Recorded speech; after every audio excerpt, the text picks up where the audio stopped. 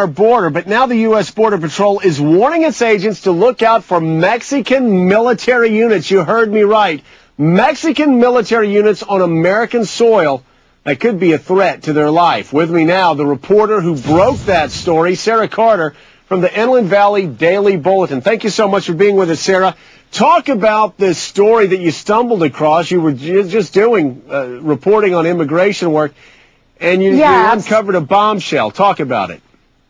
Yeah, absolutely. I spent the last year covering our border, both the southern border in Mexico and the northern border out here, all the way from San Diego into Arizona. And one of the things that I had heard often was from Border Patrol agents is these incursions, Mexican military crossing our border, assisting drug smugglers, and also human smugglers across the border. I had heard this over and over again, and not only from the Border Patrol agents, but also from the immigrants themselves, who would hide on the other side of the border before they made their run from these drug smugglers and from the Mexican military. So it began an investigation for me that started late last year, actually early last year into late last year, when I was able to uncover the documents. And Sarah, you're saying that the Mexican military is actually crossing into America repeatedly? I'm not only saying that. I believe I know that. I believe the documents prove that. These documents show 216 incursions over the last 10 years of Mexican military into the United States. And just today, I received information from a chief deputy actually out in Hudspeth County, Texas, and the FBI confirmed today that Mexican military incurred at 3 o'clock this afternoon in Texas into the United States, assisting drug smugglers, and I was able to confirm that before I got on the air with you tonight, Joe. It's a stunning story, and we have here Mexican military incursion. A lot of people along the border would say it's a military invasion. Let me bring in T.J. Bunner. Stay with me, Sarah. T.J. is the president of the National Border Council. T.J., Sarah says there have been over 200 incursions into the United States by Mexican military units. Does that number sound about right to you? Actually, it sounds a bit low, Joe. It happens on an all too frequent basis, and it's not just an innocent geographical blunder where they come across and go, oops, we'd better turn around. They have fired upon our Border Patrol agents on several occasions, striking 2 of our agents just last year. Why are they shooting at our agents? Because our agents are standing in the way of them getting drugs into this country.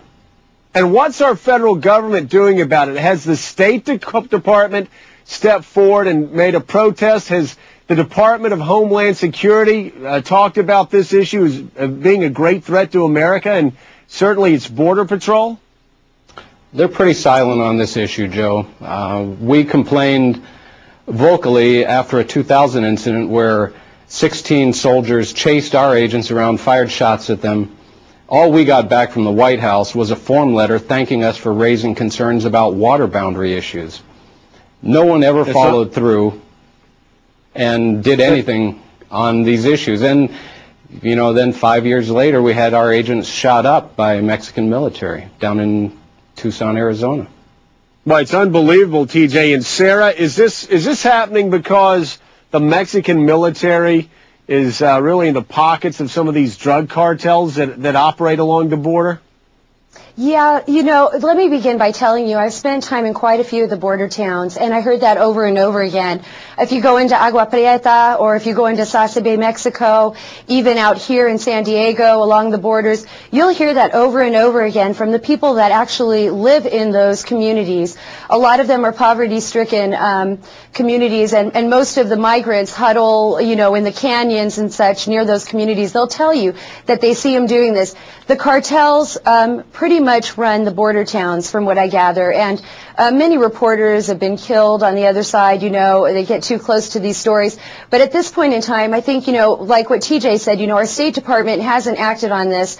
I'm continuing to follow these stories, and like I said, today the FBI was able to confirm where Mexican military were crossing the Rio Grande today, and they were actually 200 yards in across the river with mounted machine guns pointed at our Border Patrol agents, at our chief deputies, at Hudspeth County deputies, and as well at the Texas Highway Patrolmen. So it's interesting that the State Department doesn't mention this or that Chertoff downplays this, but I think it's a very serious issue, and I believe that the cartels are able to buy out some of the Mexican military personnel that are along the border.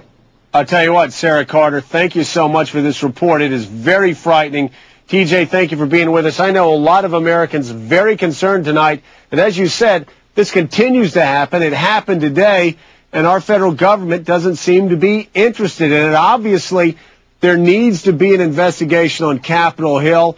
I'm going to be talking to my friends in Congress that have been concerned about this issue, and we're going to demand an investigation, and we're going to demand action. They can't keep coming into our country and shooting at our Border Patrol. Coming up, 60 days in jail for a rapist. Well, that's the sentence of the Vermont judge handed down.